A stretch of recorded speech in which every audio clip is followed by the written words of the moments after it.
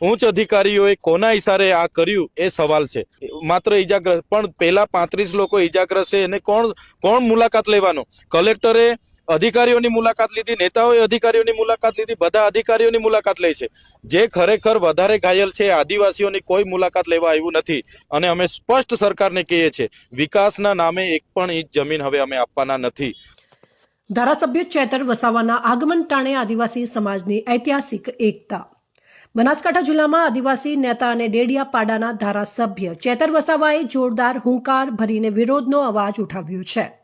પાડલિયા ગામમાં હજારોની સંખ્યામાં આદિવાસી સમાજના લોકો એકત્રિત થયા હતા, જે દાંતા તાલુકાના ઇતિહાસમાં પ્રથમ વખત આટલી મોટી સંખ્યામાં કોઈ રેલી અથવા કાર્યક્રમમાં આદિવાસી સમાજના લોકો એકઠા થયા હોવાનું મનાઈ રહ્યું છે।